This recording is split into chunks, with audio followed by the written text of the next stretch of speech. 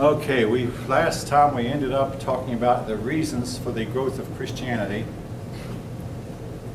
I want to continue with that and then talk about the later days of the Roman Empire. I mentioned how that the persecution seemed to make the church grow even stronger. Christians lived noticeably longer than pagans did, and one of the obvious reasons for that was Christians did not engage in these day-long and all day in and night in parties, eating and drinking parties that shortened the lives of the Romans. Christians also did not abandon people who were suffering from the plagues. They would stay there and treat them, and half the persons then who got the plague wound up recovering, and a lot of persons who were made well by Christians who stayed there and tended to them, became Christian themselves. Christianity welcomed anyone, but also a lot of people in Rome were tired of the really, really bad morality that had taken over the empire. A lot of people began to think that this practice of exposing babies, we're taking a baby you don't want out and putting him in the woods to be eaten by animals. A lot of persons began to believe that this practice was cruel or barbaric, and they began to speak against it. Also, a lot of persons began to speak against the gladiatorial sports. Now, there is a story that a young Christian named Telemachus, who did not know what he was getting into, went to see a gladiatorial show one time. And in the first gladiator show, two swordsmen fought and one of them killed the other. Telemachus was very upset. So when the second show started, he jumped into the arena and stepped between the two fighters and said, "Hey, you two, this is wrong." The crowd called for him being killed. He was killed. But afterwards, the Romans got to thinking that, hey, he died for his cause, died for what he believed was right, and they stopped attending the gladiatorial games. And gladiatorial games began to get less and less attended, and after a while, they became so poorly attended that they had to stop having them. There's another story of a Christian who was persuaded to go to a game. Come on, everybody does it. It's no big deal. Went to the show, and before he knew it, the crowd started shouting, "Kill him, kill him!" And he jumped up when the crowd did and started to shout, "Kill him!" What am I saying? You mean I'm actually calling for out loud to kill somebody? Obviously, he stopped going to the shows with his first one. They also didn't like that the strong would bully over the weak. The government was openly showing favoritism toward the rich. And justice was thereby perverted, and the Romans had prided itself on a justice system which had become worse as time went on. They also were very, very concerned about the lack of stability among the emperors. I'm going to be talking more about this in a few minutes, but during during a 50-year period one time, Rome had 24 emperors. And of those emperors, every one of them was murdered, except for one who was already in his 80s. He managed to last about a year or two before he died a natural death. The rest of them,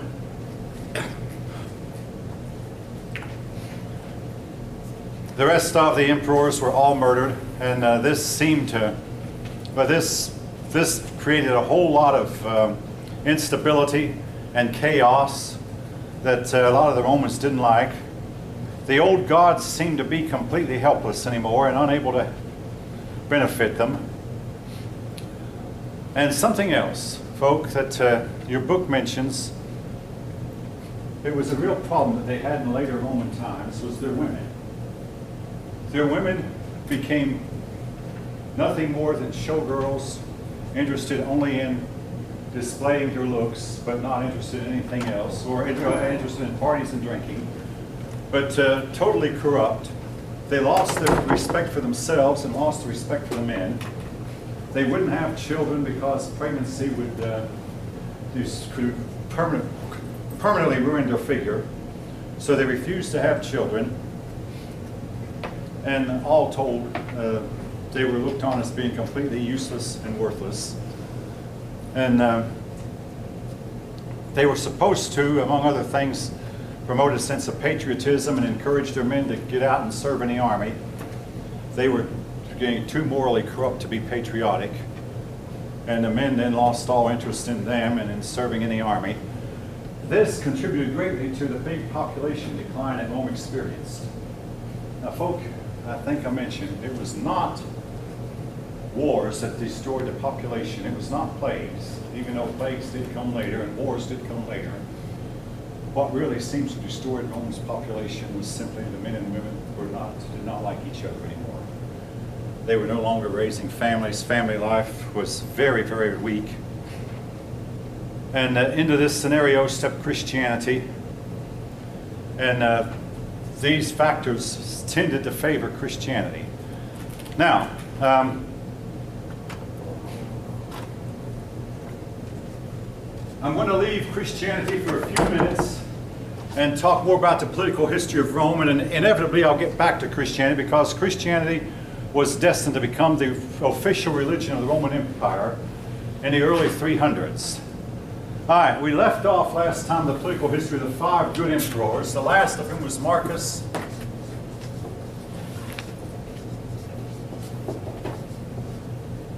Now, Marcus Aurelius. Up until his time, Rome had been prosperous. Rome had been victorious on the battlefield. And Rome had enjoyed good climate, good weather, good harvest. Then, beginning with him, things began to happen that he was obviously not responsible for. A big flood occurred in the city of Rome itself and carried away so much livestock. You know, the Romans at least had enough sense to put your livestock down on the lower levels, and they lived on the higher levels, which meant that when the floods came, they would at least their people would survive. But this flood was so bad that it carried away so much livestock that a famine occurred in the city, and with famine came a plague. Also, during Marcus Aurelius' reign, he sent an army into Parthia. Well, the army came home victorious, but the soldiers brought with them a plague from Parthia. So plagues came along, fires, storms, all this began to dot Marcus Aurelius' reign, which obviously he himself could not help.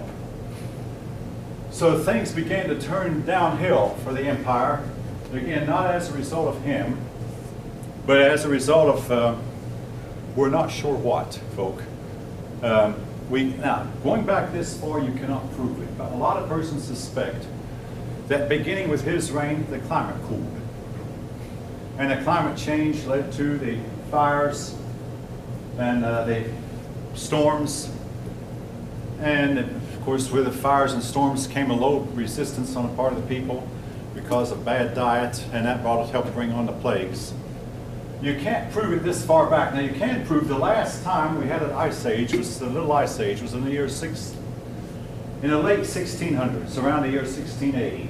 That was definitely the cause of millions of people dying. Then the Black Death of the 1300s also was due to global cooling. But then go back to Marcus Aurelius, you cannot really prove that far back that the climate had actually cooled. We can suspect it. Now, Marcus Aurelius did something his predecessors had not done. He named his son as his successor.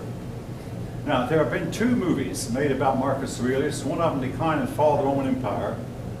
And I don't remember what the title of the other one was. But in both of the movies, they picture his son as having poisoned his father to try to make sure he got the empire. Now, this, folk, cannot be documented historically. There's no reason to believe that the son poisoned the father. I'm not going to write the son's name on the board, or which should I? I better. Commodus. Now, when Commodus took over, one of the first things he did was stop fighting in the east, and this meant that the Eastern Parthian and Persian empires, 2 separate empires far to the east of Rome, began to get the upper hand.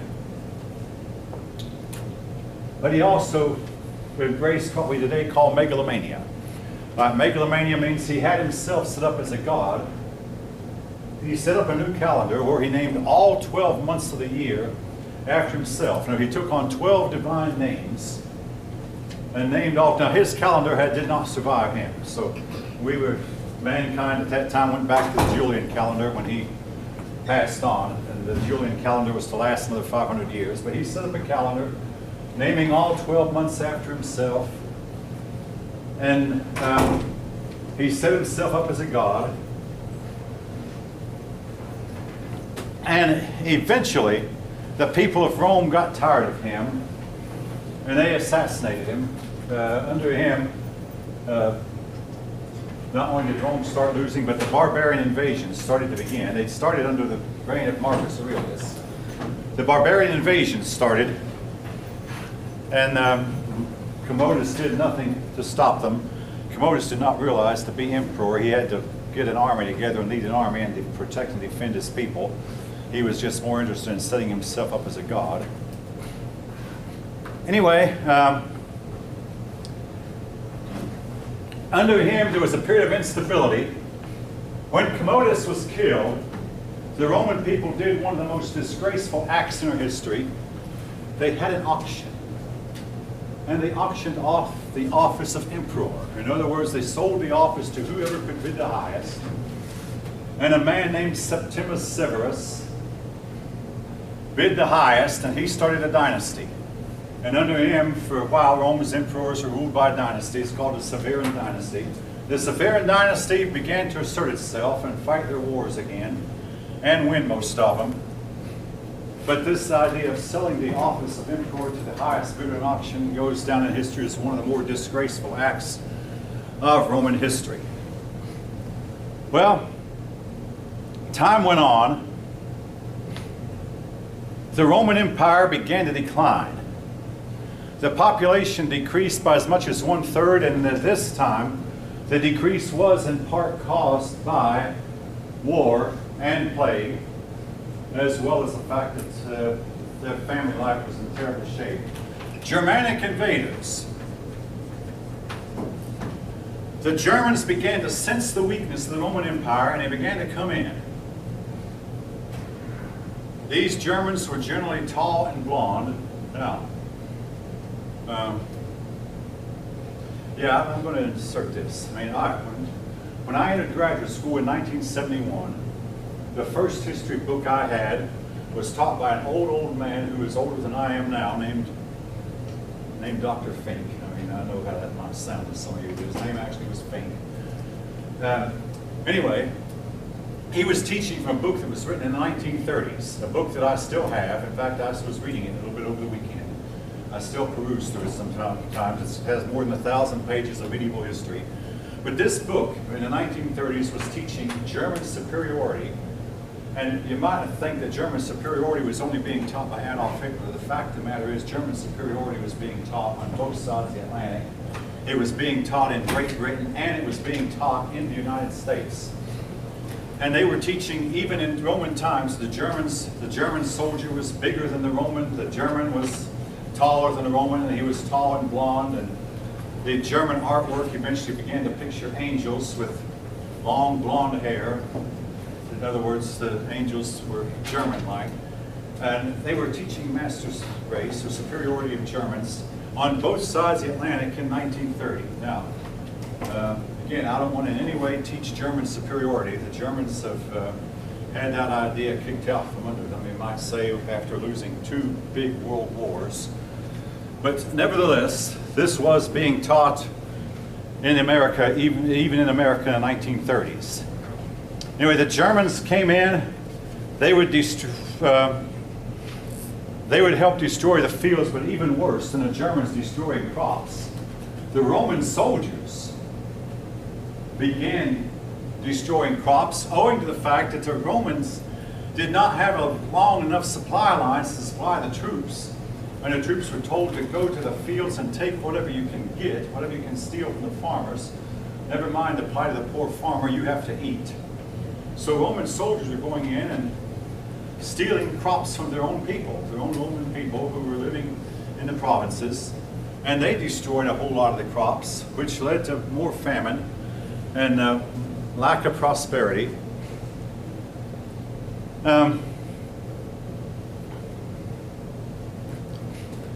Eventually, it got to where there was very little money, but the money they had began to get worth less and less due to a phenomenon called inflation.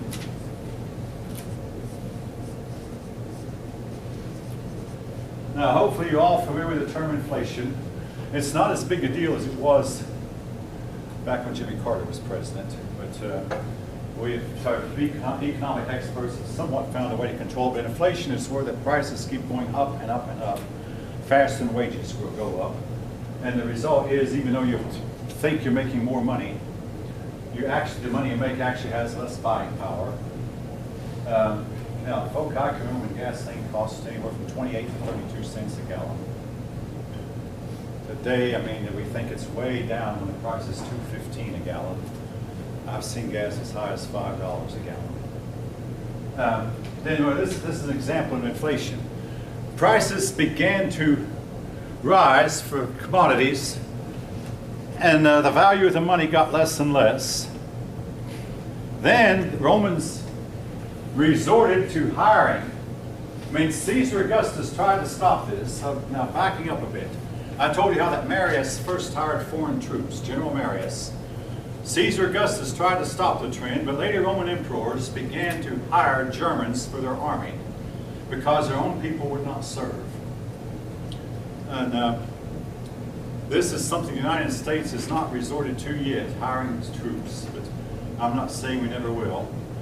But hired soldiers, now here's the problem with hired soldiers. They're called mercenaries, by the way. It is known that mercenaries will stay and fight when the going is good. But when the going gets tough, the mercenaries have a way of just packing up and disappearing. Oftentimes in the middle of the night, you wake up in the morning and all your mercenary hired troops are gone. They just simply will not stay around when the going gets tough. They're only fighting for money and not out of a sense of patriotism, and they have nothing to gain if your side wins. The mercenaries had no loyalty to the emperor, no loyalty to the Roman tradition. After the last of the Severan kings had died, Rome went through a 50-year period where they had 24 different emperors, all of whom died, all of whom were assassinated. Murdered, poisoned, or whatever, any way they could get rid of them. And this created a period of very, very instability. During this time, a lot of the Christians were meeting in catacombs. I mentioned catacombs.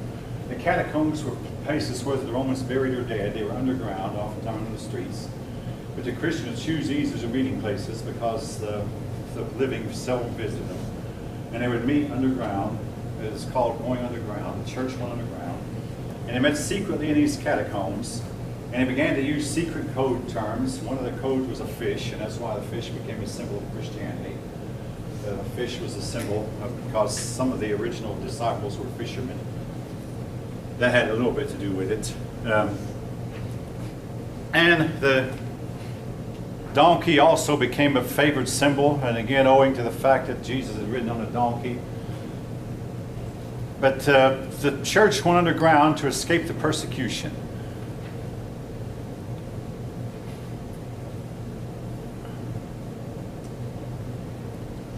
Actually, I think 2 of the emperors died a natural death.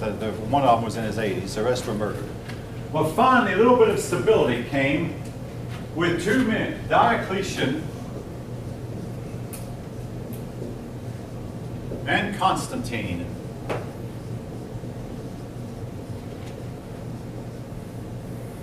Diocletian was a general who, when the office of emperor became vacant, he stepped in and he took over. And he divided the empire into 4 administrators. He said, now wait, what we'll do, we'll split the empire into 4 sections. One in Western Europe, one in Eastern Europe, and one in Africa, and one in the Far East, Mesopotamia. And these will be ruled by legates. And there was a legate was a person who, don't worry about that word legate, who ruled in the emperor's name and supposedly had all the power of the emperor over his domain. But he also set up bureaucracies Now, the military, you may know, is a bureaucracy. The word bureaucracy has to do with a pyramid of authority where you have one man at the top, then he has a list of subordinates. In the Army, the man at the top is a general, and under him is a lieutenant general. And under the lieutenant general are some major generals, and under the major generals are some brigadier generals, and under them are colonels, and other colonels are lieutenant colonels, and so on and so forth in hierarchy. Well, he set up a civilian bureaucracy also.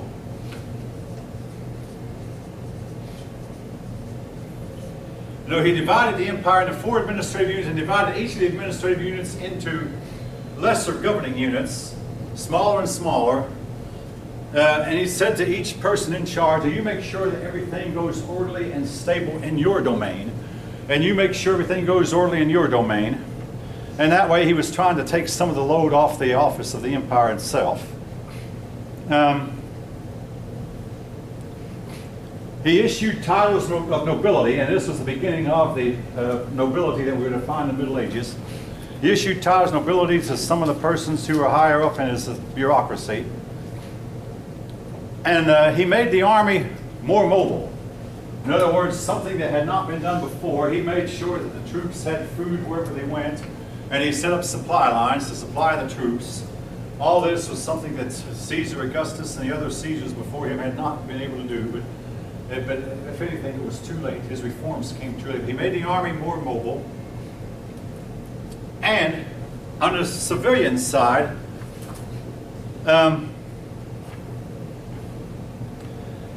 he tried to make sure that every man remained in the profession of his father. In other words, if your father were a blacksmith, you were expected to become a blacksmith, whether you wanted to or not. Now, folk, I have to state this was a huge mistake. I mean, I did not choose to become what my father was, and my father did not want to be what his father was. And most of us, I mean, simply do not like the idea of joining in the profession of our parents. Be that why ever it may, or for whatever reason. But the purpose of this was to make sure that there were always going to be enough blacksmiths, there were always going to be enough tanners, always going to be enough weavers, and enough soldiers, by saying that, telling every man you have to remain in the same profession your father made. And folk, if you just trusted the market system would have taken care of it. I really, really believe. I mean, we believe that. Under the market system, every man chooses a profession. You might say, well, what if everybody chooses to be a professional baseball player? Well, guess what? Most young men find they can't make the team. And they wind up then having to choose something else.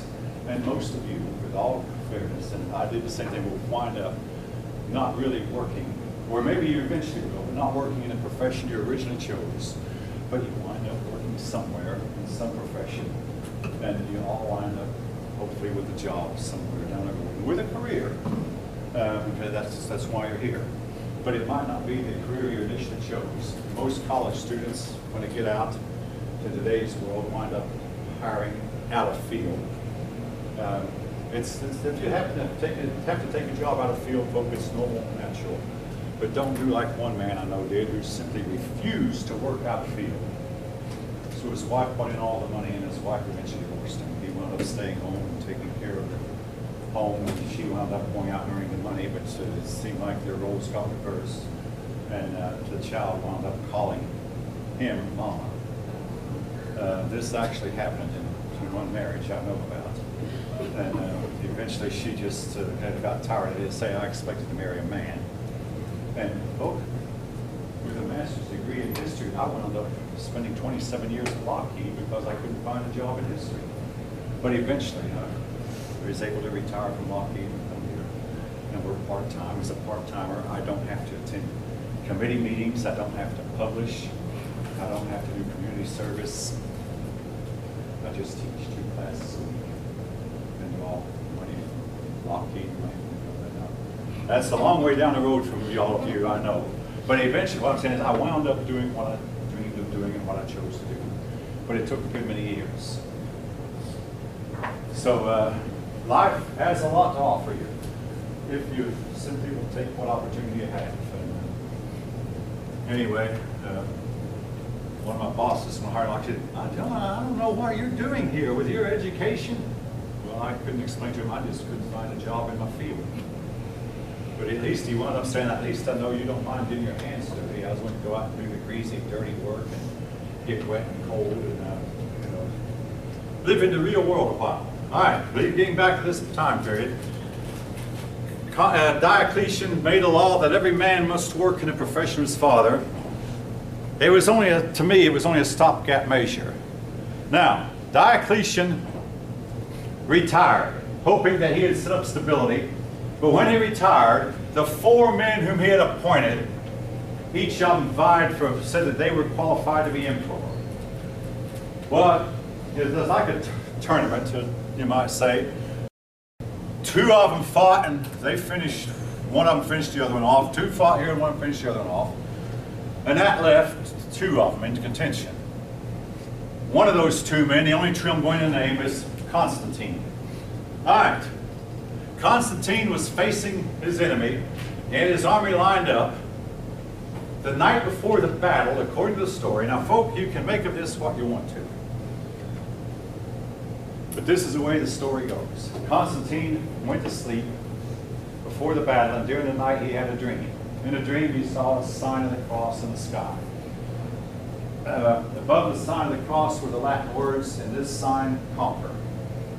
He woke up believing that this was telling him that he should become a Christian.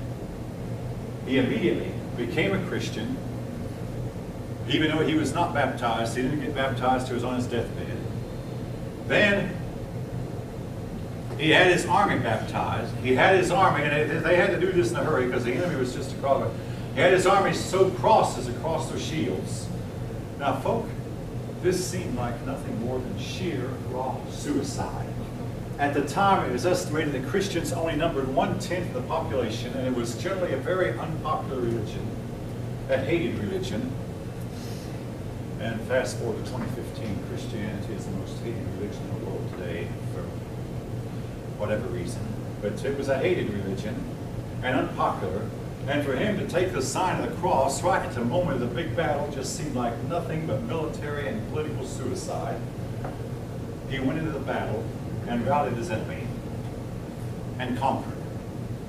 One of his first acts as emperor was to issue what he called the Edict of Toleration, a very important edict.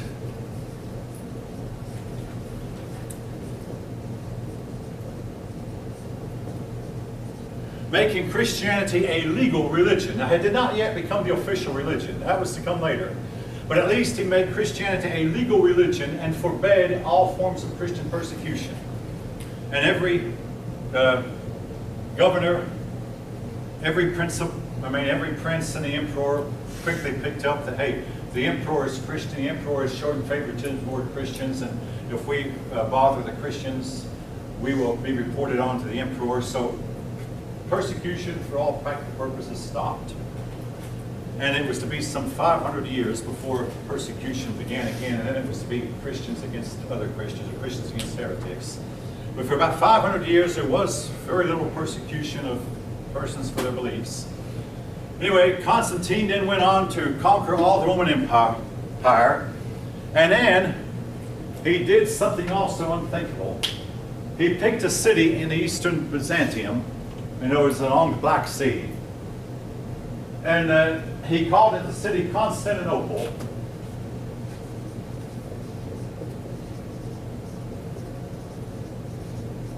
Named the city after himself. And he set up a capital at Constantinople. He said, well, now, we still have the capital at Rome, so this empire is so big, we'll have 2 capitals. But he himself moved to his own city of Constantinople and built it.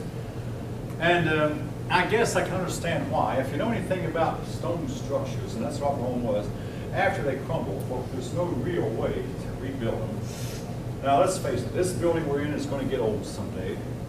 But it's relatively easy with our modern machinery to go in with a bunch of wrecking balls and bulldozers and just bulldoze the whole thing level and start all over and build a new building. Sometimes that's the cheapest way you can repair an old building. Just bulldoze it down and start a new one from scratch, and you see it done often. But if the building is made out of stones and you have nothing but muscle power, I mean, folk, it's difficult to repair something like that. So Rome was crumbling. Its buildings were cracking. And Constantine thought, well, I'll just start all over again from scratch at this new city and rebuild a brand new city, a bright city. So he built a bright city called Constantinople. It eventually became the biggest city in all of Christendom.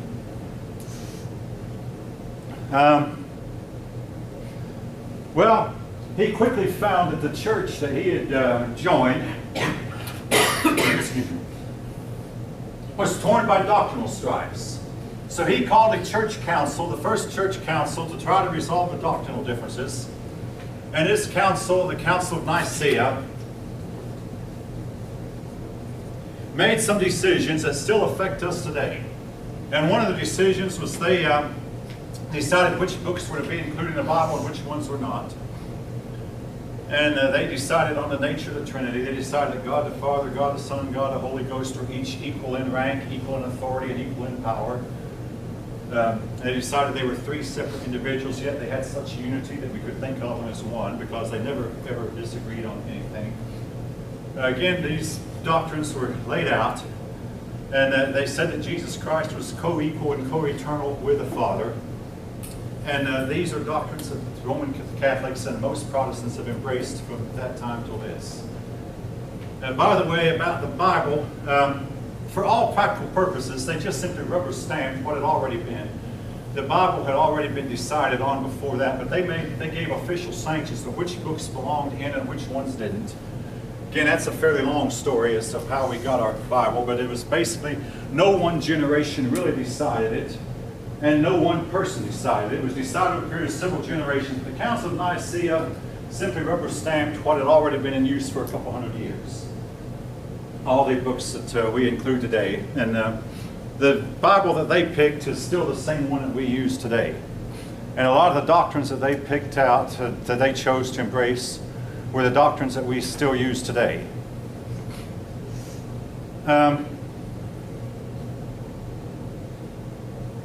After Constantine, most of the emperors after him were Christian.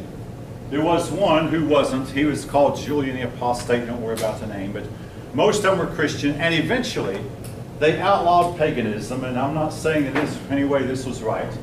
But they turned the tables on paganism. They outlawed paganism and made Christianity the official religion of the empire.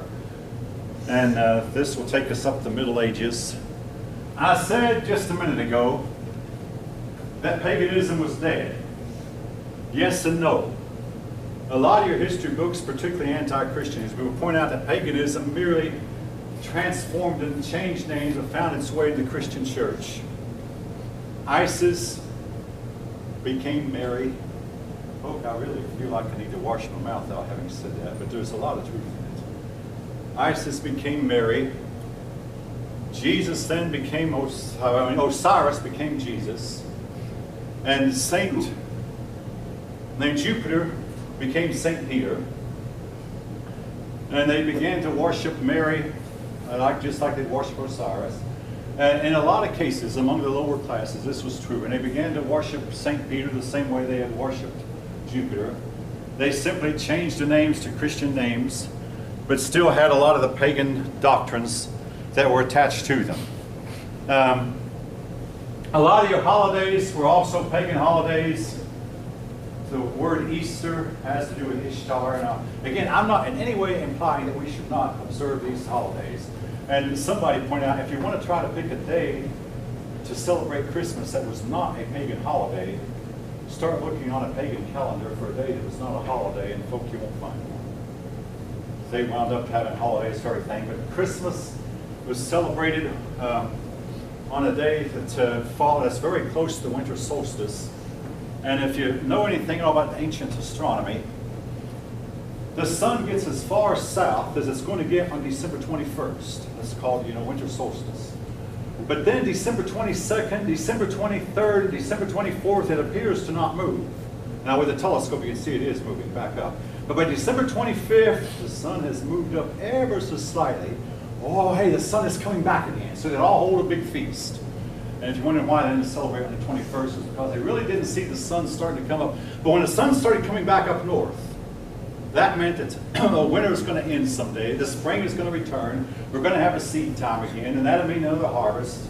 So it was a time for big, big celebration. So Christmas began to be celebrated on the day that the pagans had celebrated a pagan ritual.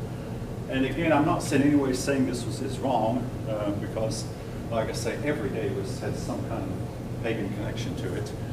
But this was a way they celebrated. Now, as for, was Jesus really born on December 25th? The earliest records say he was born on the 25th day of the 12th month. All right, if you know anything about the months, the month of September, the word sept means seventh. September is translated in English means seventh month.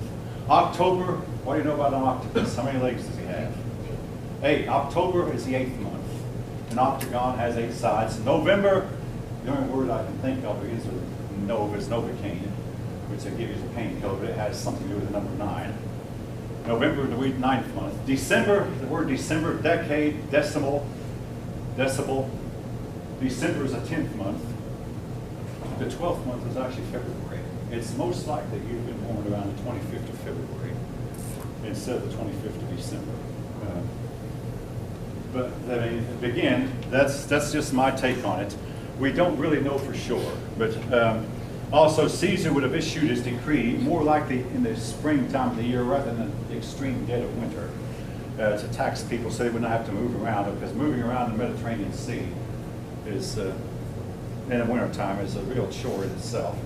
So it's more likely he was probably born closer to the spring, because by the 25th of February, you can have cold weather. I mean, you can have blizzards, you can have a lot of snow, but in general, the temperatures are starting to warm up, and spring is just around the corner. 25th of December, you still have the worst of the winter ahead of you before it starts to warm up. I mean, I see a few heads nodding yet. The worst of the winter is still ahead, folks. Now again, we don't know that for sure. And I don't want to appear to be knocking anyone's religious beliefs or anyone's personal opinions on this matter. But anyway, also Constantine made the same mistakes that Diocletian had, and he's continued the bureaucracy that Diocletian has set up. Now, there's one thing wrong with bureaucracy, folks. It can really burden the people down to support it, because each of these bureaucrats have to be paid, and they're paid out of tax money. So this civilian bureaucracy and military bureaucracy forced the emperors to levy heavy taxes, and the heavy taxes was to help bring down the Roman Empire. Now, in my 6th grade history book, had a cartoon and it showed someone carrying a big back that was breaking his back, only really heavy, and the caption was, "Heavy taxes most of all caused Roman Empire's fall." Big taxes, the taxes just got heavier and heavier under Constantine. Another reason for the heavy taxes, of course, wars. Wars, they had to fight continual wars, and folk, this was something I did not mention in my paper that I wrote 50 years ago. Well, I did mention the wars in the Far East, the Middle East, the wars in the East.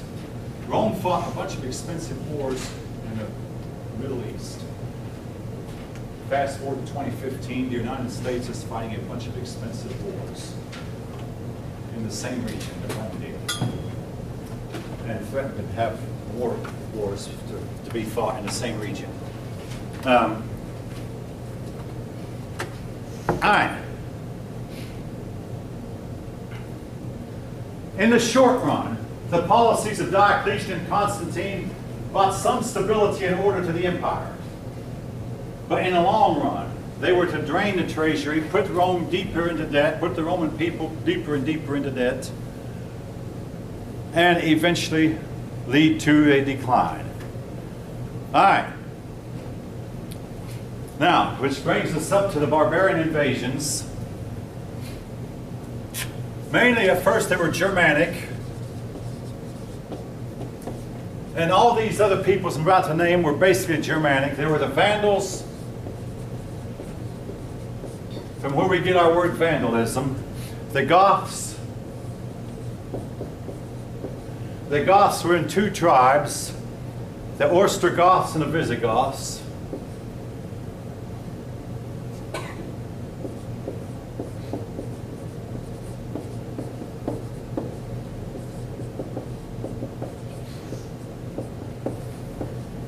We're going to run into these terms again later when we come back to European history. Now, the way, if you check the syllabus ahead, once the test is over, come next Monday, we start visiting North America, Africa, Islam, and then China again, India again, the Far East, Japan, Korea, and Vietnam.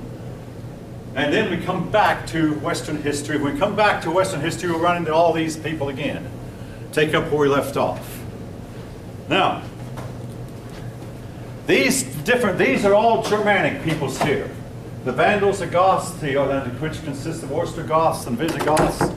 The one I meant, East Goths and West Goths. I forget which one is which. I better not say. But anyway, basically these were the East Goths and West Goths, Gothic peoples. Now, about 80 or so years ago, somebody wrote a best-selling book. You don't hear much about it anymore, and don't worry about the title of the book, but the book was entitled The 10 Most Decisive Battles of World History. Listed in that book was the Battle of Adrianople. In the Battle of Adrianople, for the first time in hundreds of years, all the Roman legions got together to fight a big German, I don't want to call them army, they were just a bunch of German barbarians that were not really organized into an army, and the Roman legions lost. Again, the Romans were able to hold their own for a while, even though the Germans were generally bigger. The Romans were better organized and had better weaponry. But at the Battle of Adrianople, the greatly outnumbered Romans lost.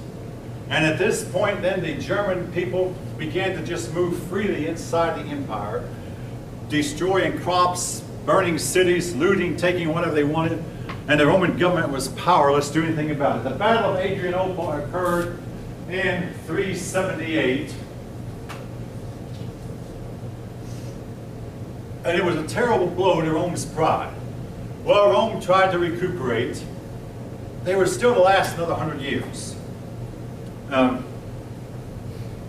Folks, this should be a lesson to us. If we think that a ragtag bunch of barbarians, people we consider uncivilized, cannot whip our army, we might better think again. The Romans thought the same thing, that their trained army and well-equipped army simply could not be whipped by a bunch of ragtag barbarians. It happened. Well,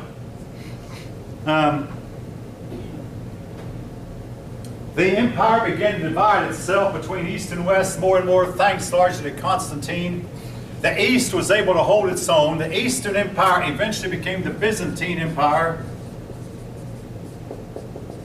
which was destined to last 1,000 years. You know, the East, the Byzantine, the West fragmented into several states. It fragmented smaller and smaller into the states of several states in Italy and several in Germany. Part out of this came the nation of France, and eventually there came several Spanish states that eventually formed the nation of Spain. But basically the West simply fragmented. Rome was unable to get the troops it needed, particularly in the West. And finally, in the year 476, that's the date assigned. Well, I do remember these dates, if not for the next test. 476 is a date we give for the fall of Rome. That was the date that the last emperor was deposed, and ironically, this last emperor was named Romulus, after their founder. Romulus Augustus. He was an 11-year-old boy, but one of the barbarian chiefs went to the capital and told him, hey, give me your crown, give me your scepter, and he sent those things to Constantinople and said, these things are no longer needed in Rome. There is no empire here in Rome. And historians at this point say the Roman Empire was dead. Now, folks, this ought to kind of scare us, because the Roman people did not, living here at the time, notice no change, except, well, the boy emperor is gone. But they did not realize the Roman Empire was dead. In fact, as late as 800, They crowned an emperor, and they, with all due respect, the church spent 1,000 years trying to revive the Roman Empire. It would not revive, but they set up an office called Holy Roman Emperor, and the Holy Roman Emperor set out to try to revive the old Roman Empire. Try as they might, it would not revive. What if you could see a future history book who would say that the United States came to an end in the year 2008? Well, this is 2015 and we're still here. They say 2008, that was the year of a big economic decline that led to a big socialistic takeover in the United States. Democracy was no more. Even though the people living at the time might not have realized it. The people living at the time did not know that future historians were going to say that the Roman Empire was no more after this.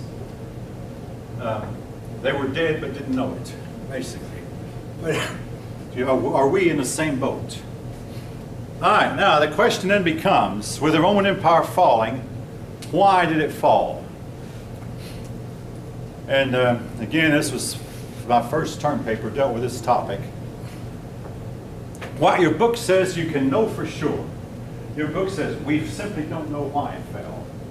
And again, I was reading this very topic in that Roman history book that was printed in the 1930s, and the author there said the same thing. We finally, with the historian Gibbon came along and he gave his reasons of why it fell. I'll get to Gibbon in a minute. But historians say we know for sure one thing that really did happen. The population declined. And why did the population decline? A lot of it had to do with simply the people did not like the men and women did not like each other well enough to get married to each other and well enough to have children. Family life was in a state of flux. So simply, they were not having children. And this is a problem that civilizations a lot of times have. They get to a certain point in their civilization, they quit reproducing, and the barbarian women were having a lot of babies. Now, when I took my master's exam in July 1975, there was a woman there in my committee. There were 2 men and a woman. The woman brought out that there's been a new theory put out recently that the Roman Empire fell because their women would not have babies. I wish I could have, but I didn't dare. I mean, she was going to determine what I passed or failed. I wish I said, oh, she said, this is a barbaric theory. Yes, it's a barbaric theory. It was the barbaric women who were having all the babies. And guess what? It was the barbaric women who wound up conquering. I mean, their sons wound up conquering and taking over. If you think my theory is barbaric, you're welcome to say so. Women today, whom we would consider, some of us would consider uncivilized, are averaging 8 babies per woman. No Western nation is averaging the 2.1 babies per woman it takes just to keep the population stable. None. And the women we consider uncivilized are averaging about 8 babies per woman. Folk, guess which side's going to win in the long run? It'll take a few hundred years. But anyway, the population declined. You can prove that. There have been persons who have said that the Romans were using lead pipes, and this led to lead poisoning. Now, even in our society, we were using lead paint until recently. I can pretty well guarantee the paint on these walls is not made of lead. But we were using lead-based paints during much of my childhood. Lead-based paints have since been outlawed, so don't worry, you won't find any lead paint. And also, we were using leaded gasoline until about 40 years ago. You won't find leaded gasoline in the gas stations today. Leaded gasoline has been, the lead was, by the way, put out in the atmosphere where it found its way into lakes and streams and even found its way in the air. But all this has largely been cleaned up. But lead pipes might have had something to do with it. The Romans ate off of lead plates and drank from lead dishes. And folk, I'll say this about lead. Before I knew her, my dad worked for a while for a plumber, and plumbers used a lot of lead in those days, and they would use lead to seal the pipes together. My dad would bring some of this lead home. When we were kids, we'd put the lead in a tin can and put it in a fireplace and melt it down and make chess pieces out of. Don't any of you ever do this. It can lead to lead poisoning. Don't ask me why we never got it. None of us ever did. Also, somebody bought some mercury one day, and I scooped some of it up and put it in my trumpet, in a bottle of trumpet water, a trumpet case. That's been 45 years ago. The mercury is still there. I never open up the case anymore again. Don't any of you. The mercury is not to be played with. But I didn't know better. All right, we got away with it, maybe because of sheer innocence. But anyway, lead pipes have been blamed. Another thing, and this is something I brought out too, and this was really an issue in my day. The young men of Roman time would not serve in the army. Now, the college students of my day burned their draft cards.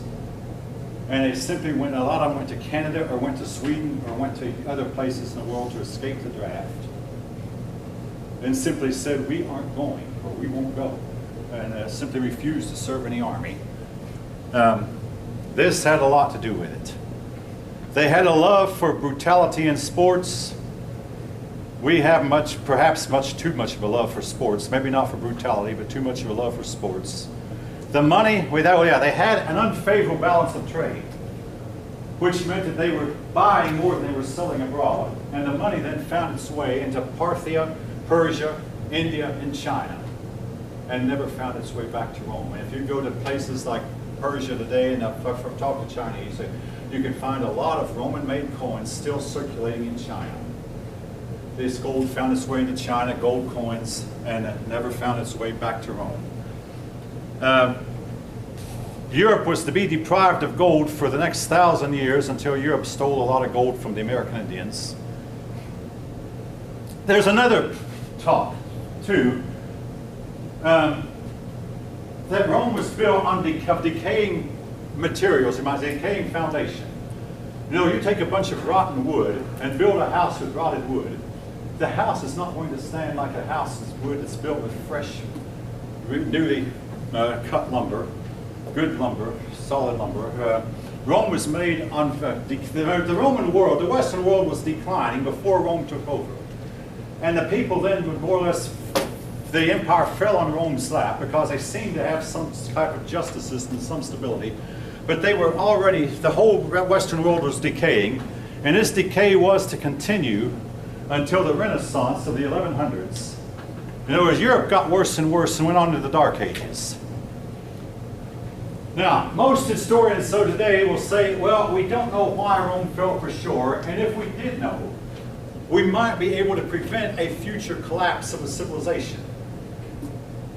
But we just simply don't know why Rome fell. But I say we should not ascribe just one cause. So today's issues have many multiple causes. That Rome fell for a variety of reasons, a whole lot of reasons worked together. And also, most historians will agree that Rome fell from within first, before it fell from without.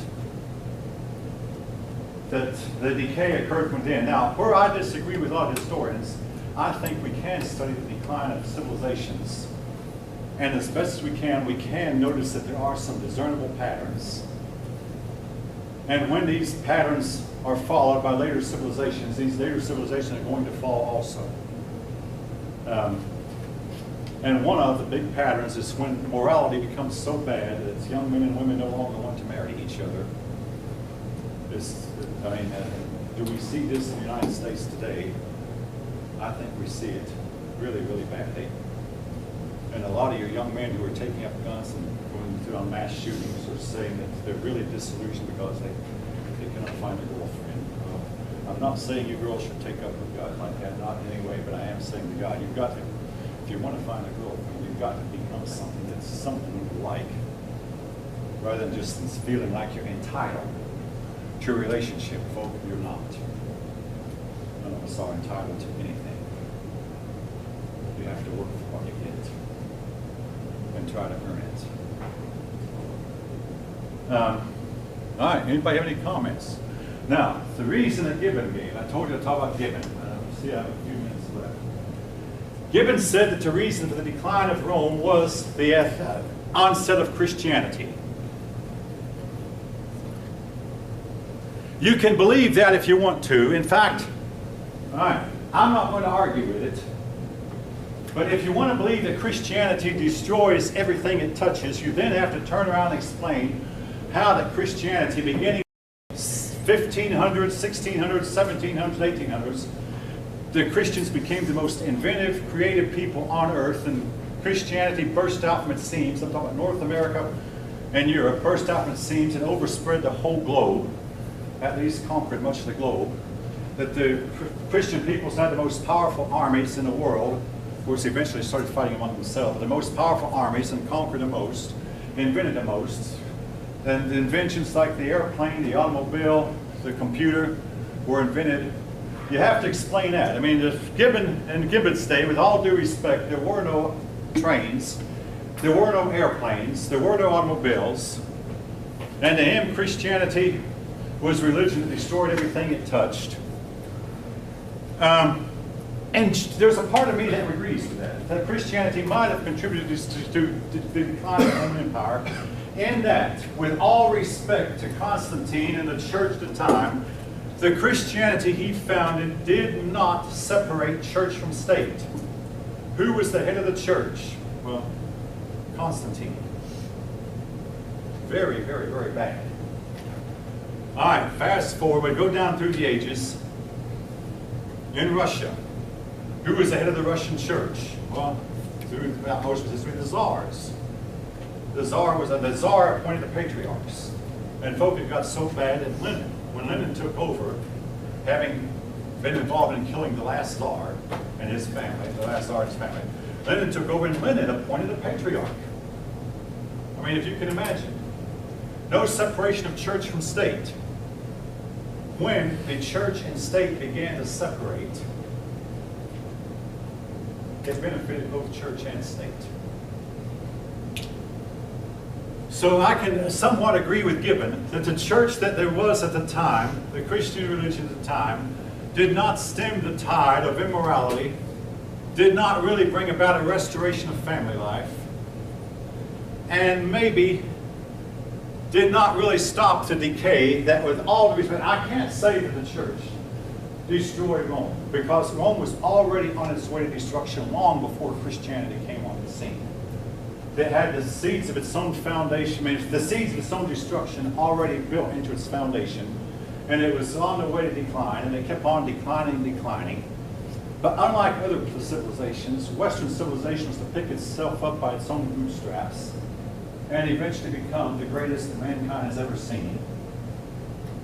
But it went through a period of fall. And again, I have to blame put a lot of the blame on Constantine, who, though he did not cause the fall of the Roman Empire, his policies did not stop it either. If I could go back in time and advise him and Diocletian and say, hey, what you may to say, yeah, Your Majesty, you should have legalized Christianity. I mean, I have no problem. He should have legalized Christianity, but he also should have simply sat back and let the church be the church. And when he went to church, just sat as a member of the congregation. As emperor, he simply couldn't do that. He said, in fact, I have to be the head or I'm not going to join. He should have sat back as a member of the congregation and just been another one of the members. And the church would have been a whole lot better off running itself without having an emperor running for it. All right. Having said that, I want to ask the next question. Did the church, or did Christianity improve morality? Now again, I'm going to quote Dr. Fink here again, my graduate professor at UT. He says, you can say everything against the church you want to. Yes, you can, and most of it would probably be true. But you have to compare. If you compare the Christian morality with what it should have been, Christian morality comes up short. But if you compare Christian morality with the pagan Romans, it doesn't look so bad. I've already mentioned how the pagan Romans, they got their way by assassination, killing off each other. I mean open assassination, not secret assassination, but open assassination. They didn't like the Gracchus brothers, so they killed them. When they decided they didn't like Julius Caesar, they didn't vote him out of office, they simply knifed him to death. Yeah. So they had, and also the practice of exposing babies. This was stopped as a result of Christian influence. The practice of, I should have turned that off. Anyway, the practice of exposing babies was stopped as a result of Christian influence. The practice of fighting to the death arenas, this was stopped. The practice of putting humans, convicted criminals, in with wild animals, letting the wild animals turned to pieces, both this was stopped. In other words, there was a lot of bad things about pagan morality that was stopped as a result of Christian morality. Even though Christian morality was not at all what it should have been, it was a big step of an improvement over what the pagans had been. And also among the pagans, you got promoted based on how well you ingratiate yourself to the person. Now this continues to some extent, but not the extent that it did in the pagan world. I mean, I've already mentioned how that Julius Caesar got promotion in the army by engaging in homosexual acts with his superior officer and getting promotions that way. Now, I'm not saying this has never gone on under Christianity, but it's not been openly done like Julius Caesar did it. No, it was just openly and out in the open with no moral qualms about it. All right. Having said that, does anybody have any questions? Okay. Again, when we take up with Roman history, with Western history, we'll start with the invaders, these invasions, and how they eventually got the Latin language to die out and new languages took over. And the Western world was never able to unite itself again from that day till this. Western Europe dreamed of being united into one big super state, which they were for a couple hundred years and a few hundred years, but never been able to reunite. We'll take up with that next time, and how that Europe went through a period called the Dark Ages, and then had a rebirth, the Renaissance, and a Reformation. And Europe then was set itself up to exploding, becoming the greatest power the world has seen. All right, back up a little bit. Who remembers, now the test is on chapter 4. Who remembers anything about the ancient linear B script? What does it show about the people who wrote it? Linear B.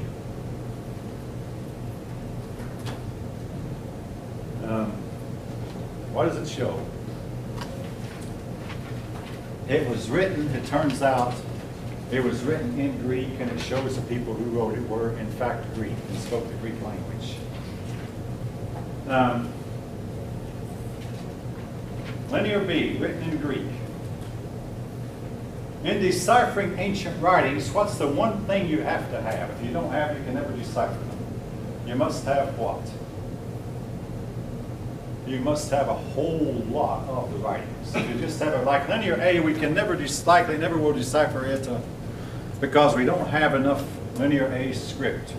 Now, if we find a bunch more linear A script, we might can decipher it, or we probably can decipher it. In the case of the Mayan documents, it took us years. We knew they were written in Mayan. It took us generations, but once we got serious about it, with the help of computers, we were able to decipher the Mayan script. And today we can read the Mayan script. We'll talk about that when we come to chapter 7. It's not that we like what we read, but we can at least read it.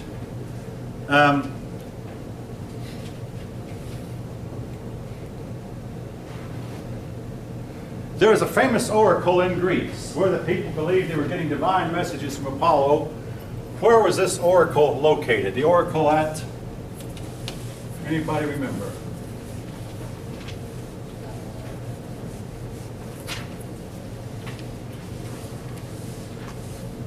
Think of one of our big cities, the oracle at Delphi.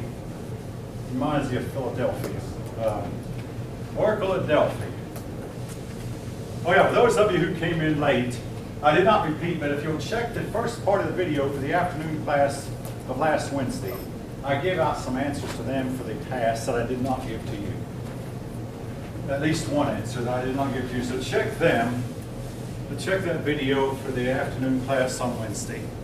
And you'll find an answer there for the pass. All right.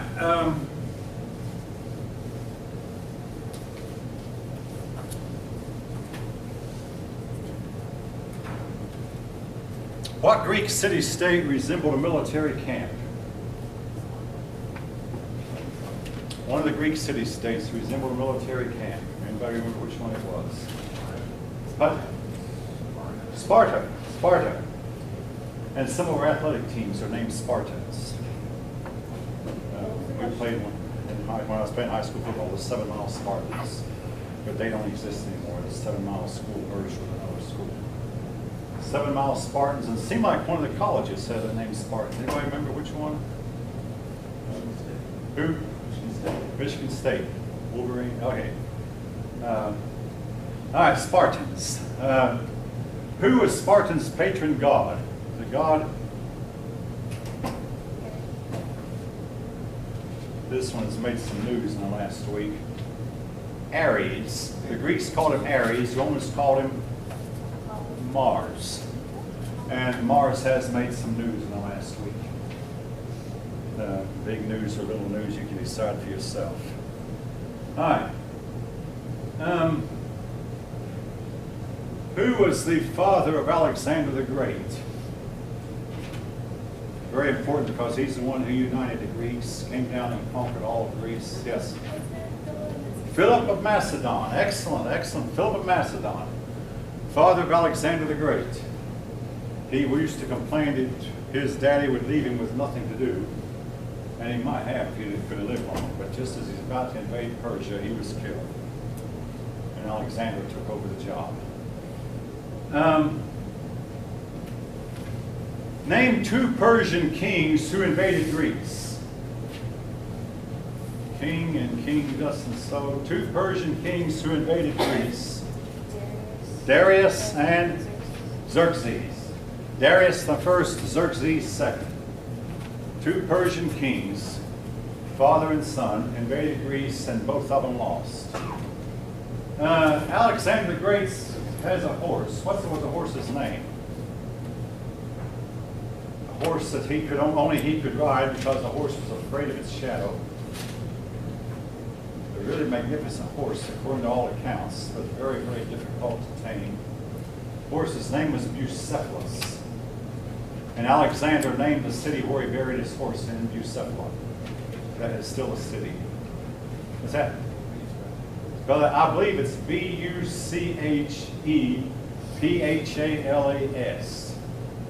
The C is pronounced like an S. Bucephalus. Bucephalus. I believe that's right. Greek warriors would get in a military formation, and what's this formation called? Hoplites. Hoplites, yeah. Sometimes called hoplite phalanx. The word phalanx has to do with their lining up. Hoplites. You never fought with one of them one-on-one. You fought with a whole team. See, if you were to win, you'd better fight as a team, because they would not fight you one-on-one. They were instructed very sternly not to. Fight as a team. Fight as a unit. Rome.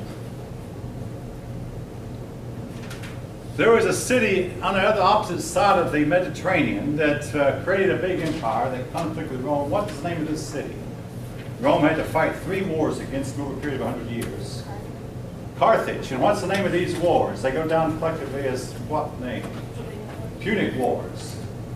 During the Second Punic War, Carthage produced a really famous general who outmaneuvered Rome for 20 years. This general's name was Hannibal. The First Punic War was fought over what place? Sicily. First Punic War was fought over Sicily. The second one was fought over Spain. And the third one was simply fought because the Carthaginians would not quit.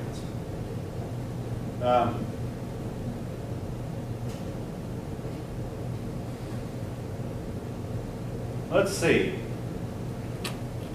What was the name of the Roman general who finally defeated General Marius in the Civil War and took over and became emperor himself? Sulla. S-U-L-L-A. General Sulla defeated Marius and took over himself. And under him, the Republic was greatly eroded. The Republic finally ended when who took over? The Roman Republic ended when Julius Caesar took over. Who is Rome's most famous philosopher? He was also an orator, statesman, who said when he spoke in a Roman Senate, Caesar would tremble.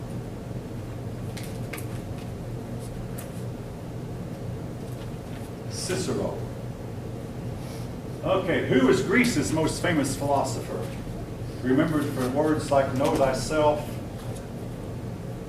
Who is Greece? Socrates. Who is the Greek philosopher who believed that the universe consists of an upper level that was perfect, an ideal world, and the world of our senses, which he looked on as being inferior? Which Greek philosopher am I thinking about?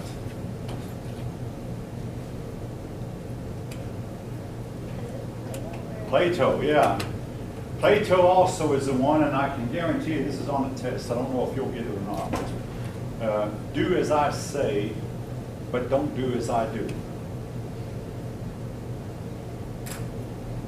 Yeah. Now, who taught Alexander the Great? One of these famous philosophers also was a teacher of Alexander.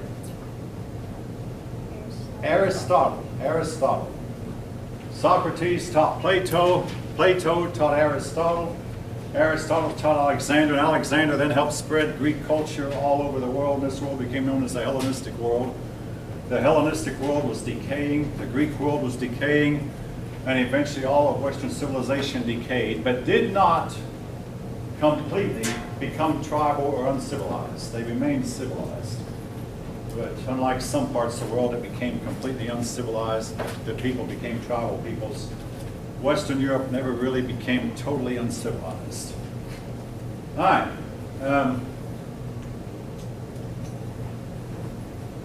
If I can think of one more. Oh yes, who was the king of Persia who opposed Alexander the Great? Has been called the second best general of all time, but he was opposed by the best. The king's name was Darius III. Not the same Darius who had invaded a few generations before, but the king's name was Darius III. Okay, oh yeah. Which philosophy said, let us eat, drink, and be merry, for tomorrow we die? That philosophy is philosophy of Epicureanism. Let us eat, drink, and make merry. Now, to me this is important. What was the name of the Christian, and not Jesus, the Christian who wrote letters, and his writings became the foundation for Christian doctrine and belief? He was converted to Christianity, and he wrote letters to the various churches. His name is Paul of Tarsus. I know I mentioned him at least once. But his letters became the foundation for Christian doctrine, and his letters are part of the New Testament today. In fact, most of the New Testament was written by Paul, the book of Romans, 1st and 2nd Corinthians, Galatians, Ephesians, Philippians, Colossians, 1st and 2nd Thessalonians, Titus, Timothy. These were all books written by Paul of Tarsus. Yes? Epicureans. The Epicureans.